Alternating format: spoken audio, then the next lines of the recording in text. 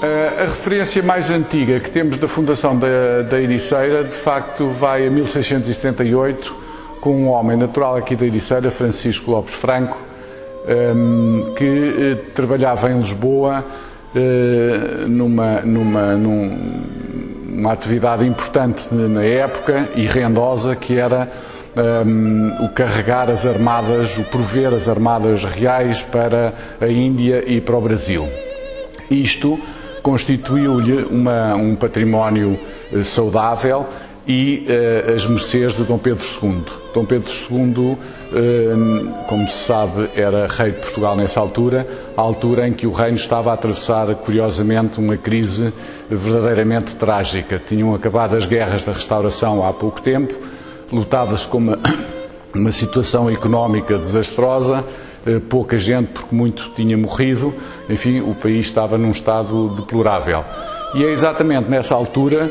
que este homem, que tinha já alguma fortuna pessoal, vem fazer um contrato aqui na sua terra para ajudar as pessoas mais carentes, os pobres. E então faz um contrato com a Câmara da Ericeira, que ainda havia nessa altura, e o povo, de modo a poder instituir aqui na sua terra uma misericórdia, portanto uma instituição vocacionada para o bem dos outros. E o que prevalece neste seu gosto, neste seu desejo, são pelo menos são os três principais, as principais causas desta instituição, que são, para já, em primeiro lugar, o sufrágio das almas, da sua alma e dos seus seguidores, dos seus familiares, em primeiro lugar. A segunda era fazer o resgate dos cativos,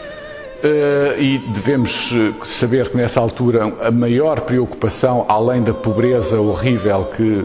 que havia aqui na Ericeira, a questão do rapto dos mouros era uma preocupação absolutamente diária. Quase todos os dias, assim que o mar desce, não dava o peixe, mas dava a presença dos mouros aqui na costa, que vinham pura e simplesmente vinham cativar, vinham roubar as pessoas, homens e crianças, que eram levados depois para o Norte de África, onde depois eram resgatados. E, portanto, o segundo motivo criador desta instituição é, de facto, o resgate desses cativos. A terceira obrigação seria que, como se diz no documento inicial, se não houvessem cativos, e queira Deus que não os haja, então seria esses fundos aplicados pelo menos em 2 casamentos, em dotes de casamentos de jovens meninas da Ericeira que quisessem casar e não tivessem essas condições por serem órfãs ou filhas de cativos. E, portanto, são estes 3 motivos fundamentais que este Francisco Lopes Franco propõe à Câmara e ao povo da Ericeira, que por seu lado também vai contribuir a Câmara e o povo com a doação de uma velha ermida que havia aqui no sítio do Altar-Mor, a ermida do Espírito Santo, que vai ser demolida para a edificação desta igreja, e também com o rendimento de uma rede da pesca cujo produto reverteria a favor da manutenção do dia-a-dia da Santa Casa da Misericórdia. É este o assunto que faz, de facto, nascer esta Santa Casa, que está incluída, evidentemente, naquele movimento mais amplo criado no século XV pela nossa querida Rainha Dona Leonor, que é o movimento das Misericórdias, que é um movimento absolutamente ímpar na Europa. E, portanto, é assim que surge na Ericeira, em 1678, esta instituição, pelo menos no papel, porque depois na prática sabemos que isto tudo durou anos, durou muito tempo, e só em meados do século XVIII é que se começam a ver as obras. A primeira obra, de facto, é o crescimento a demolição da antiga ermida do Espírito Santo, é a construção da igreja e as casas de misericórdia que lhe são anexas, portanto, as casas que hoje o museu ocupa. Isso só em meados do século XVIII é que começa de facto a surgir, embora as obras pias, o interesse pelos mais carentes fosse de imediato o dia-a-dia dessa instituição. E sabemos também, como não havia bancos, e graças aos proveitos que a Santa Casa tinha, foi-se ativando também uma possibilidade de empréstimos aos carenciados, que deu, digamos, um interesse mais amplo, mais abrangente a esta instituição aqui na vila.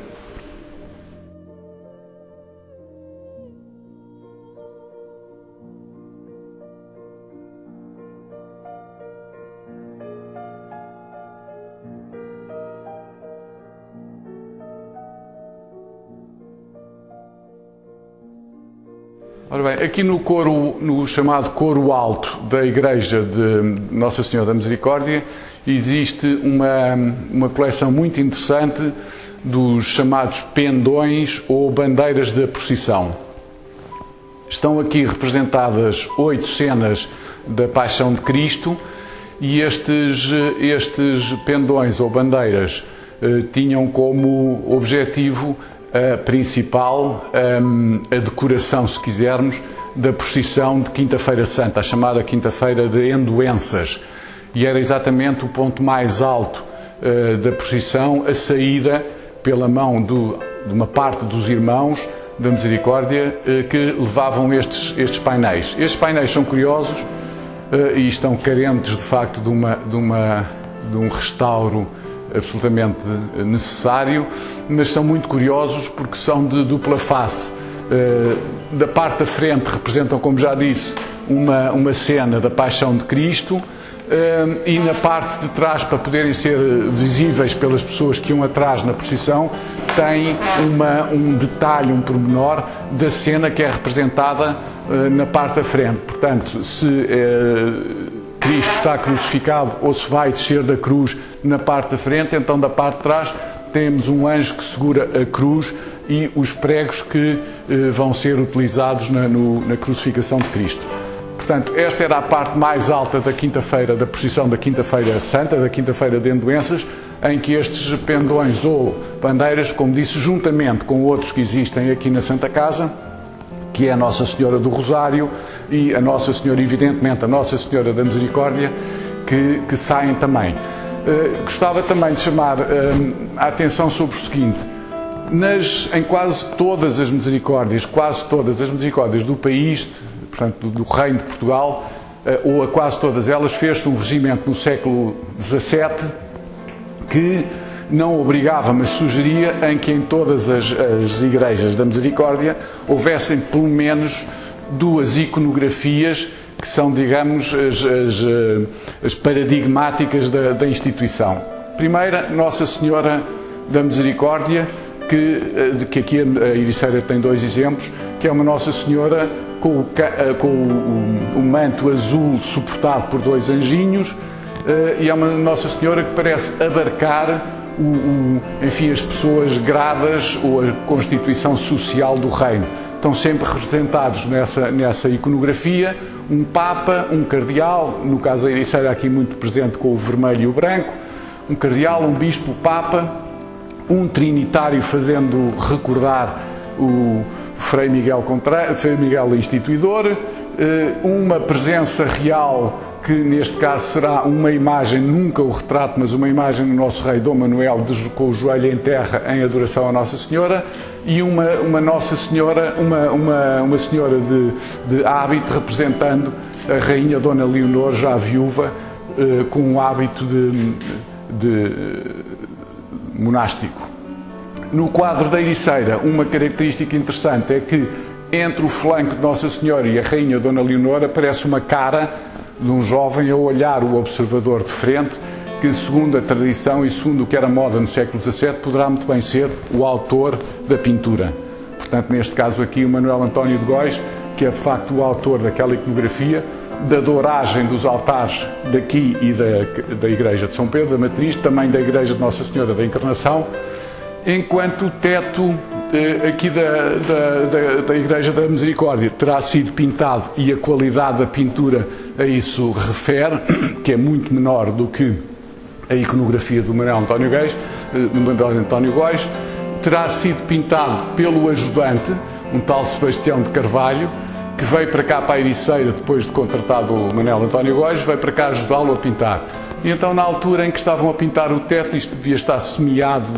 de varas de eucalipto para fazer de andaimes, o desgraçado Sebastião de Carvalho, que estava aqui a pintar estes tetos, caiu e morreu. É a primeira vítima da misericórdia da Ericeira, é o ajudante do Manuel António Góis, que ao pintar estes tetos caiu. E voltando aos tetos, é interessante referenciar que é um conjunto de 21 painéis.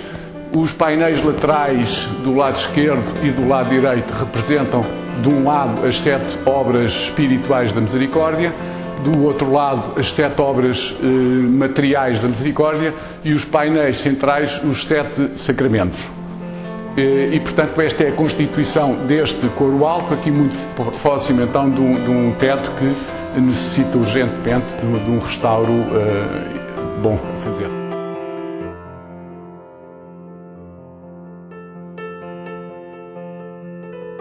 Esta é a sala ou estamos na sala das sessões e do despacho. É uma sala muito bonita, que tem um teto em gamela, em madeira, também pintado pelo Manuel António Góis,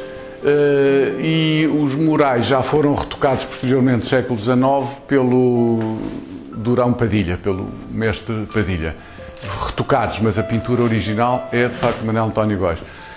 Nesta sala, de facto, processavam-se as reuniões da mesa, do provedor e dos irmãos, todos eles vestidos ou cobertos com uma capa preta, para que as decisões não fossem influenciadas pelo estado civil ou pelo estado patrimonial de cada dos irmãos. Portanto, todos estavam vestidos de maneira igual, não havia qualquer diferença social nas decisões da mesa e, portanto, eram decisões absolutamente comunitárias com o interesse específico do bem ao próximo e nada mais. Esta é uma coleção de arte sacra, é, digamos, a sala de arte sacra, que foi em tempos também utilizada. Não nos podemos esquecer que aqui a Ericeira, como várias zonas do país, foram flageladas ao longo do tempo por pestes absolutamente trágicas e mortíferas. A Ericeira tem várias épocas dessas. Uma delas, recordo que está relatada aqui na Santa Casa, como havendo morrido 300 e tal pessoas só num ano. Ora, isto numa população de poucas centenas de pessoas da localidade terá sido de facto uma perda importantíssima. Durante estes períodos de peste, estas casas da misericórdia onde estamos funcionaram também como o primeiro hospital da misericórdia. Esta galeria onde estamos, que tem esta janela aberta sobre a igreja, de facto permitia a assistência da missa aos doentes que estavam aqui em convalescença a ser tratados. Portanto, temos uma coleção interessante não só de utensílios aqui da Igreja, da Misericórdia, como também doações que foram sido feitas ao longo do tempo aqui à Santa Casa. Uma coleção de imagens interessantes, que se destaca de facto uma Nossa Senhora aqui sentada num trono do século XVII, um Menino Jesus aqui também que está deitado, mas a posição normal seria em pé, a mãe do século XVII, e esta imagem de Nossa Senhora da Soledade, que também saía sempre nesta posição, com o lencinho seguro no dedo da mão, saía sempre também nas procissões aqui de quinta-feira das endoenças. Temos também uma boa coleção de alfaias litúrgicas e de trajes também eclesiais, que estão aqui expostos. E chama-se sempre a atenção desta coleção de ex-votos, que foram restaurados há relativamente pouco tempo, graças à intervenção ou graças ao pedido que se fez ao comércio da Ericeira, e estão hoje aqui uma coleção de uma dúzia de ex-votos muito interessantes. Como se sabe, os ex-votos são manifestações gráficas que publicitavam a ajuda divina em situações perigosas, normalmente referentes ao mar, isto é, os capitães e os comandantes dos navios, perante uma situação aflitiva, quando recorriam normalmente à providência de Nossa Senhora e quando eram ouvidos nesse dramático apelo, depois faziam publicitar essa ação, mandando pintar um quadro que de algum modo perpetuasse essa ajuda fantástica que tiveram no mar. Há aqui um outro detalhe que também se chama normalmente a atenção, que é o resto, a única coisa que há de recordação da primeira imagem de Nossa Senhora da Boa Viagem. Como se sabe, em 1912 a Capelinha da Boa Viagem, Nossa Senhora da Boa Viagem, foi vandalizada e profanada, isto nos primeiros tempos da República e nas suas convicções anticlericais, e em 1912 a Capelinha de Nossa Senhora da Boa Viagem foi profanada, roubada e as imagens todas partidas e deitadas ao mar. E conseguiu recuperar-se apenas, o mar devolveu apenas uma mão de Nossa Senhora que aqui o museu guarda. Pelo tamanho da mão, julgamos que de facto a imagem original devia ter quase 1 metro e, portanto, é a única peça que se recorda desse mal feito de 1912.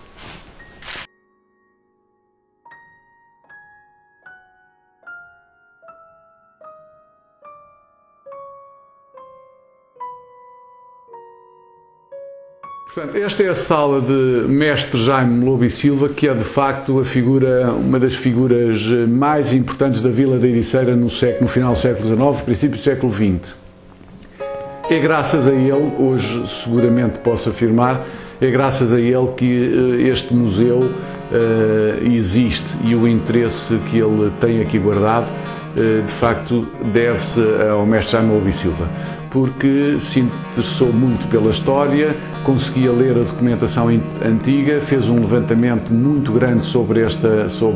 documentos que aqui temos em acervo e, portanto, é, digamos, o erudito mais importante da história da vila. E está aqui na sala onde, de facto, ele passou grande parte, não digo da sua vida, mas das horas que dedicava à vila, juntamente ao pé, ou justamente ao pé, de 2 documentos que recordamos. O primeiro foral da Ericeira, de 1229, do Cavaleiro da Ordem de Avis, Fernão Monteiro, e pelo qual ele eleva a vila da Ericeira, ou o lugar da Ericeira, à categoria de município. Portanto, a Ericeira é vila desde 1229, exatamente desde a outorga deste documento que é feito ao povo da Ericeira e que, evidentemente, estabelece as normas que os pescadores devem ter, o comportamento social da vila, os pagamentos, as taxas que deviam ser pagas, etc, etc. É, digamos, a primeira constituição da vila que temos.